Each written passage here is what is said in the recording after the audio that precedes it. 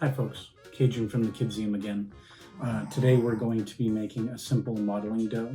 It's very similar in consistency to a Play-Doh, and it's only 2 ingredients.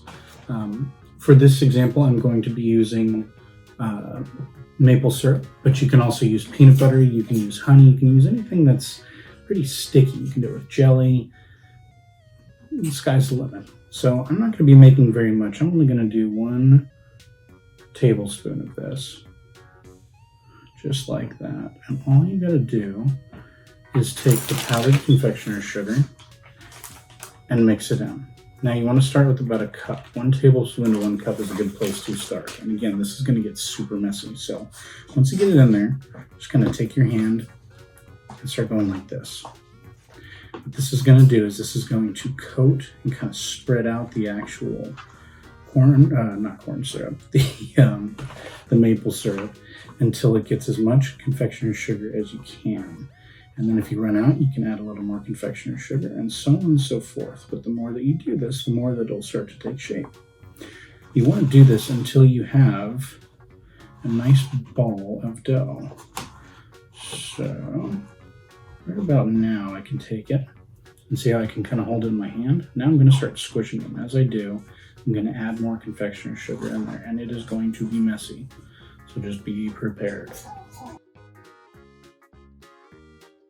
Now, you don't want to add more sugar until you have used up what's in there, because what you're going to end up getting are a bunch of crumbles like this. Now, I pick it up in my hand, and I like to mix it in there as much as possible.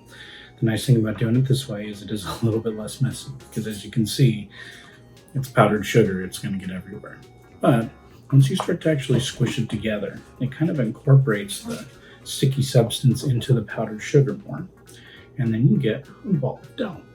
And the more that you work this, the more it gets incorporated, and the more and more it has the consistency of Play-Doh, or modeling dough in this case. So I like to do this at least until it's not sticky. If it's sticky, you need to add more sugar. If it's too dry, you can add just the tiniest amount of water.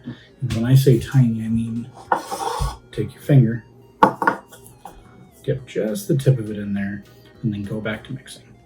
This will make it sticky again. But if we mix this all the way in, voila. The more you play with this and the more that you work it, the more it will hold that consistency. You can do all sorts of fun stuff with it. I personally like to take random kitchen utensils, like this wonderful garlic press here. And I like to take chunks of it and make hair or spaghetti out of it. Just like this. Cool, right? Anyway, try it yourself and tell us what you think. Have fun.